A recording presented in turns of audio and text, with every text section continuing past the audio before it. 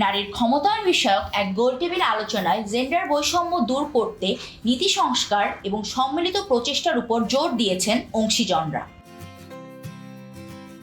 আন্তর্জাতিক নারী দিবসকে সামনে রেখে 25 ফেব্রুয়ারি দ্য ফাইন্যান্সিয়াল এক্সপ্রেস ওয়েস্টিন ঢাকায় নারীর ক্ষমতায়ন, টেকসই ভবিষ্যতের জন্য সমতা অর্জন শীর্ষক ওই আলোচনা সভার আয়োজন করে। আগামী 8 মার্চ সারা বিশ্বে পালিত হবে আন্তর্জাতিক নারী দিবস। আলোচনা সভায় বক্তারা বলেন, ব্যবসা বাণিজ্য ও নেতৃত্বে নারীরা নানা বাধার সম্মুখীন হন। সেগুলো অতিক্রম করতে নারীদের উপযুক্ত করে গড়ে তোলা, আর্থিক সাক্ষরতা অর্জনে তাদেরকে সহায়তা করা এবং নারীদের প্রতি নীতি সমর্থনের গুরুত্ব তুলে ধরেন আলোচকরা। অনুষ্ঠানে প্রধান অতিথি হিসেবে উপস্থিত ছিলেন নারী বিষয়ক সংস্কার কমিশনের সদস্য খালিদা হানুম আক্তার এবং বিশেষ অতিথি হিসেবে ছিলেন বাংলাদেশ ব্যাংকের নির্বাহী পরিচালক কাকলি জাহান আহমেদ। এতে সভাপতিত্ব করেন দ্য ফাইন্যান্সিয়াল এক্সপ্রেসের সম্পাদক শামসুল হক জাহিদ। নারীর ক্ষমতায়ন নিয়ে খালিদা হানুম আক্তার বলেন, নারীদের সমাজ বা দেশের কাছে কোনো অনুগ্রহ চাওয়া উচিত নয়। আমরা সবসময় চিন্তা করি নারীকে নিয়েই, কিন্তু আজকে যেন শুনতে গিয়ে মনে হচ্ছে আমি ভিক্ষা করছি। কেন আমি ভিক্ষা করব? কেন আমাকে এটা দাও, ওইটা দাও, ওইটা দাও, পয়সা দাও? আমি নারী, আমি একটা মানুষ, আমার শক্তি আছে, আমার অনেক কিছু করার অধিকার আছে।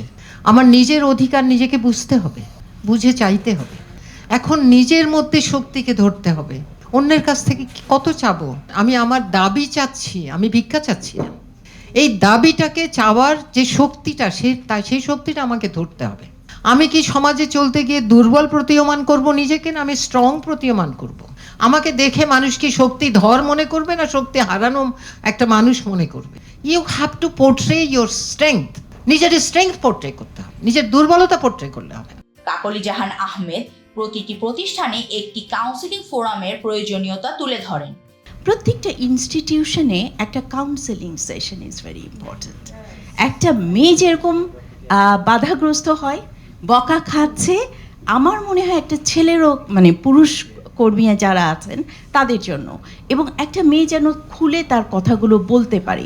কারণ একটা মেয়ের কোনো ধরনের মিসইন্টারপ্রিটেশনের জন্য যেন আমার পুরুষ সহকর্মী উনি যেন আবার হেনস্থার শিকার না হয়। দিস ইজ ভেরি ইম্পর্ট্যান্ট, এটা আমাদেরকে মাথায় রাখতে হবে। Inter organization meetings, forums, house, কথা বলা, এটা ভালো হবে।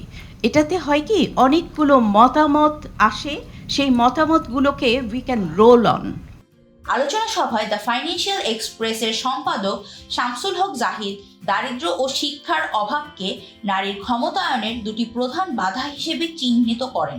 50-এর দশকে আমরা যখন ঘর থেকে বেরোতাম, রিকশায় ওর একটা শাড়ি পেঁচানো থাকতো, আমি তার ভিতরে বসে থাকতাম। আমি এখানে কতক্ষণ পর পর ওই কাপড় তুলে গলাটা বের করতাম। সেই যুগ তো নাই। আপনারা যে আমার পাশে আছেন, এটা দেখেই যে পরিবর্তনের একটা নমুনা তো এখানেই। আর 2 নম্বর হলো যে বাংলাদেশে কিন্তু একটা নীরব এম্পাওয়ারমেন্ট 80-র দশকে হয়ে গেছে, সেটার তো গার্মেন্ট। আপনারা যে এম্পাওয়ারমেন্টের কথা বলেন, আমার মনে হয় সেই এম্পাওয়ারমেন্ট সেই দিন থেকে শুরু হয়েছে যখন এই দরিদ্র গ্রামের মেয়েগুলো এসে, মহিলারা এসে গার্মেন্ট ইন্ডাস্ট্রিতে ঢুকে গেছে। দুর্বল কিন্তু দুটা দিক আছে। একটা, আপনারা যারা আছেন তাদের বা তার কিছু নিচে যারা আছেন তাদের যে শক্তিশালী করার ব্যাপারটা, এটা একটা জিনিস। আর যে দরিদ্র শ্রেণী, গরিব মহিলা, তাদের সবল করার কিন্তু পথ ভিন্ন। সেই পথটা হলো কি, তাদেরকে শিক্ষা দিতে হবে, এক। আর 2 নম্বর হলো তাদের বড় শত্রু হলো তাদের পোভার্টি। এই পোভার্টি এবং শিক্ষা দুটোকে যদি সমন্বয় করে দিতে পারেন, ওই শ্রেণীটা তখন উঠতে পারবে এবং তখন তাদেরই জাগরণ হবে। Empowerment will be there. আলোচনা সভায় মূল প্রবন্ধ উপস্থাপন করেন নেসলে বাংলাদেশের মানব সম্পদ বিভাগের পরিচালক হোসনে আরা লোমা। Bangladesh has made important strides in many dimensions in gender equality.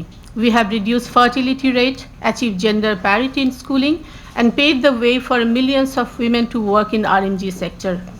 Women labor force participation in the country has increased to 42% now, which was only 26% in 2003.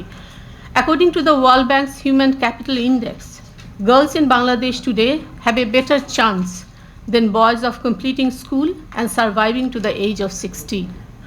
But this journey has not been easy.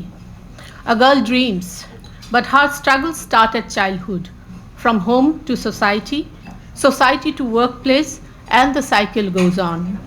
But she endures, becomes more resilient with removing each barrier, and moves forward. And that's how I stand here today. And this is the story of every woman in Bangladesh.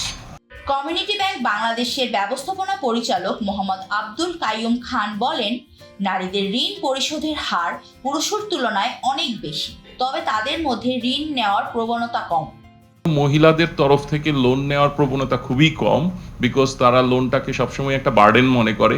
সুতরাং loan empowering এর ক্ষেত্রে পুরুষরা যেভাবে use করে, পুরুষরা যেভাবে default হয়, মহিলাদের ডিফল্ট নেম কিন্তু ওভাবে পাওয়াই যায় না। সুতরাং আমাদের ওমেনের এম্পাওয়ারমেন্ট হওয়া মানে হলো সাস্টেইনেবল গ্রোথ হবে, বিকজ নন পারফর্মিং লোন মানি হলো জিডিপিতে এটাকে মিসইউজ করার প্রবণতাটা কমবে এবং জিডিপির গ্রোথটা অটোমেটিক্যালি তখন এম্পাওয়ারমেন্টের কাছে চলে আসবে। উত্তরা বিশ্ববিদ্যালয়ের উপাচার্য অধ্যাপক ডক্টর ইয়াসমিন আরা লেখা বলেন, সমাজ যদি দেহ হয় তবে এর একটি অংশ পুরুষ, আরেকটি নারী। সমাজ যদি হয় একটি দেহ, তাহলে এটার দুটো অংশ নারী এবং পুরুষ।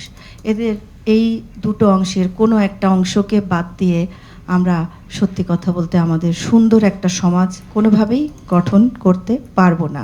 বাংলাদেশের অলমোস্ট 50% জনসংখ্যা হচ্ছে নারী।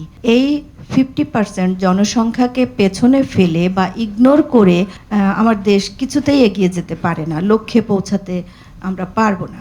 ইউনিক হোটেল অ্যান্ড রিসোর্স পিএলসির প্রধান নির্বাহী কর্মকর্তা মোহাম্মদ সাখাওয়াত হোসেন বলেন, অন্যান্য পেশায় কাজ করলেও সামাজিক ট্যাবুর জন্য হসপিটালিটি ইন্ডাস্ট্রিতে কাজ করতে চান না নারীরা। সব ইন্ডাস্ট্রিতে যাওয়া যাবে, খালি হোটেলে চাকরি করা যাবে না। There is a taboo. If you agree, disagree, this is the bitter truth. And that's what we are carrying every day. কি ট্যাবুটা?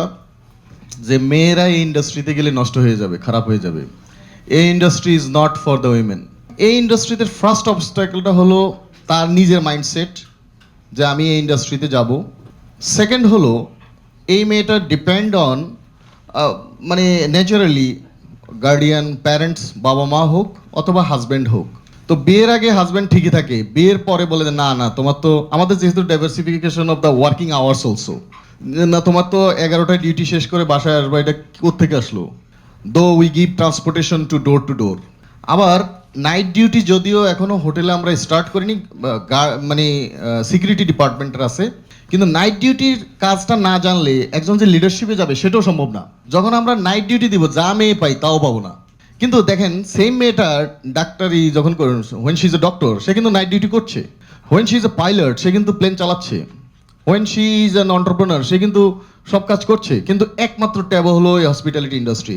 সম্ভাবনা ফাউন্ডেশনের সহ প্রতিষ্ঠাতা মুশফিকা নিশাত বলেন, গ্রামের নারীরা প্রশিক্ষণ গ্রহণ করতে গেলে সেখানেও বাধার সম্মুখীন হন তারা।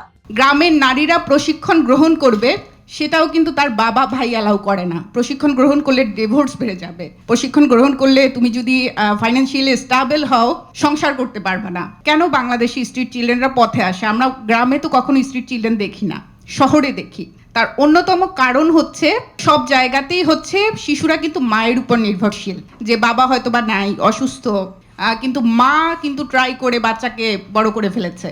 তার মানে হচ্ছে এই স্ট্রিট চিলড্রেন যেটা হয় সেটার অন্যতম কারণ হচ্ছে মায়ের সচেতনতার অভাব এবং মায়ের ফাইন্যান্সিয়াল সিকিউরিটির অভাব।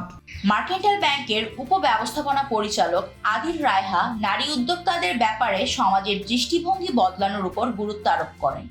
অনেকের মধ্যে একটা থাকে যে মেয়েরা কি আর ব্যবসা করবে, ওনারা কিভাবে এন্টারপ্রিনারশিপ হবে, এটা অনেকেই কিন্তু বিশ্বাস করে। অনেক প্রোগ্রেসিভ, অনেক এডুকেটেড লোকে কিন্তু এটা বিশ্বাস করার চেষ্টা করে যে ওরা কি ব্যবসা করবে। তো অ্যাজ এ রেজাল্ট দেখা যায় যে একটা নেগেটিভ মাইন্ডসেট কাজ করে, যে না এটা ওই ওয়ামেন করার লাভ হবে না, এরা কীভাবে এতগুলো লোককে ম্যানেজ করবে, এটা করবে।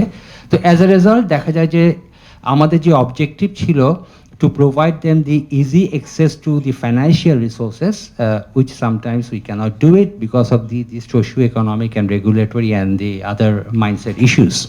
ইউনিভার্সাল মেডিকেল কলেজ ও হাসপাতালের চেয়ারম্যান প্রীতি চক্রবর্তী বলেন, নিজের জায়গায় পৌঁছাতে নারীকে উপযুক্ত শিক্ষায় শিক্ষিত হতে হবে। এখন পর্যন্ত মজুরিতে ছেলেদের মেয়েদের মধ্যে পার্থক্য আছে। এখনও আমরা কিন্তু লিডারশিপে অনেক বেশি মেয়ে দেখি না, আমরা কিন্তু অনেক হাই পোস্টে আমরা মেয়ে দেখি না। এটা কিন্তু বলা যাবে না যে তারা তাদের যোগ্যতা নাই, উঠে আসে নাই। আমি যেটা দেখি এবং বুঝি এবং অনুভব করি, তাদেরকে দাবিয়ে রাখা হয়, দমিয়ে রাখা হয়, উঠতে দেওয়া হয় না। Two empower women only education is the weapon, যে তাদেরকে কিভাবে এম্পাওয়ার্ড করা যাবে।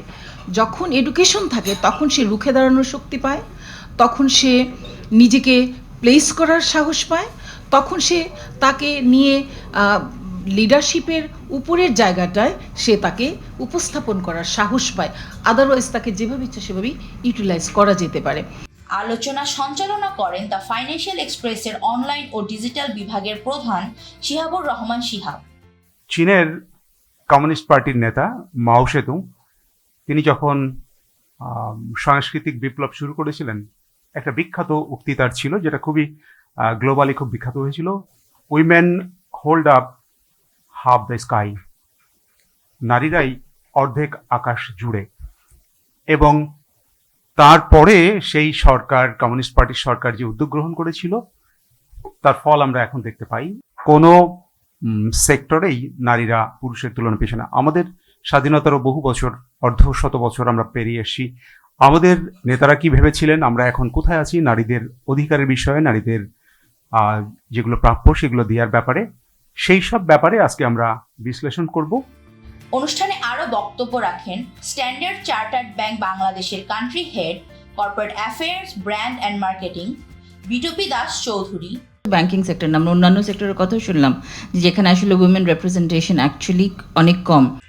অনন্ত রিয়েল এস্টেট লিমিটেডের vice president Tamanna Rabbani, Economic Reporters Forum ERF এর সভাপতি ও দ্য ফাইন্যান্সিয়াল এক্সপ্রেসের বিশেষ প্রতিনিধি Daulat Akter Mala, Dhaka women chamber of commerce and ইন্ডাস্ট্রির president Naz Farhana Ahmed, Bangladesh women's health কোয়ালিশনের নির্বাহী পরিচালক শরীফ মোস্তফা হেলাল এবং দ্য ফাইন্যান্সিয়াল এক্সপ্রেসের বিশেষ প্রতিনিধি মনিমা সুলতানা। আলোচনায় স্পন্সর ছিল community bank, Nestle Bangladesh, mercantile bank, unique hotel and resorts, স্বপ্ন, ইউনিভার্সাল মেডিকেল কলেজ, ZSRM এবং উত্তরা ইউনিভার্সিটি।